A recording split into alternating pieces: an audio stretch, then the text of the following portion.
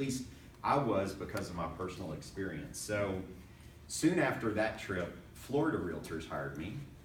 So I left Washington, D.C., moved to Florida, and I ended up being at the Florida Association of Realtors 11 years. We decided then that Florida, as a state association, wasn't doing enough with global and international outreach. Of course, Miami was doing a lot, different locals were doing things, but the state association wasn't doing its part. So we brought the international department at Florida Realtors under me, and I was the senior vice president of public policy.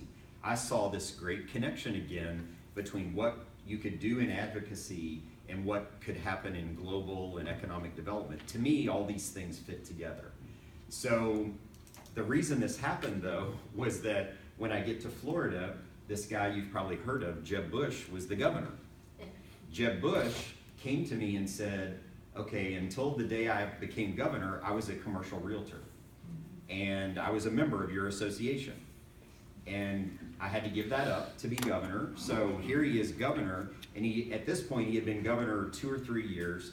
He's taking trade missions, and he said on every trade mission, we take these CEOs of companies, they want to talk about selling their widgets.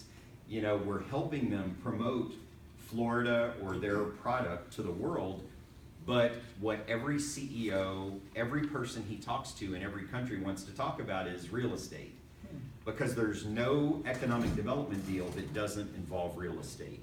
And then that company wants to hire people back in the United States, or they want to create jobs, they want a distribution center, they want to know what's the price per square foot if I lease this, what's the cost of living for my employees that I'm going to hire. And he said, we need you on this trip. We need realtors to be on these governor's trade missions. So I went with Governor Bush to Germany. We had a very successful trip. Suddenly I was a resource to him and all the other CEOs and those that were on these trips. So Governor Bush never took another trade mission without me. Then the next governor, Charlie Crist, is elected in Florida. He never took a trade mission without me. The current governor, Rick Scott, who was born in Missouri, by the way, and loves to joke with me about that, never took a trade mission without me being on it. And I would typically try to get the president of Florida Realtors to go along with me. So then, now I'm here, I've been here 2.5 years. Our governor last summer was taking a trip to England for Boeing, because Boeing has such a huge presence here in St. Louis. Boeing's 100th birthday was being held at the Farnborough Air Show. So I got to go to that and be part of that and be the real estate resource on that trip. And it's fascinating. So this relationship now that we've created, the group that pays for the governor's trade missions in Missouri is called the Hawthorne Foundation. So soon after I got here, Missouri Realtors had been involved in the Hawthorne Foundation years ago, but we paid the $10,000 to be a board member again. And soon after getting involved as a board member of the Hawthorne Foundation and helping raise money for the governor's trade missions and to sell Missouri to the world, I was elected to the executive committee of the Hawthorne Foundation. So now I'm one of 11 people on the executive committee that's helping plan these trips, and I'm actually the membership chair. So if anyone wants to join the Hawthorne Foundation, I'll talk to you about that. Yeah. But the Hawthorne Foundation wholly funds this group called Missouri Partnership, which is headquartered right here in Clayton. And Missouri Partnership deals with all the international investment coming in. So those of you who were at our meeting last week heard me talk about Missouri Partnership has been able to secure 2,860 jobs just in the first quarter of 2017. But the cool part about that is, because now we have this great relationship, we talk to them about, you know, we've never closed the loop on what does that mean to real estate. We've got all these companies coming or expanding, or they're here for the first time.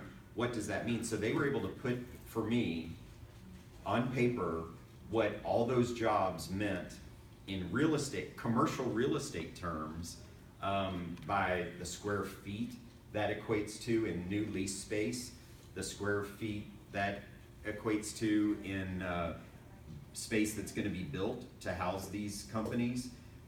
It's pretty incredible, the acres that it takes off the market because these properties have now been sold.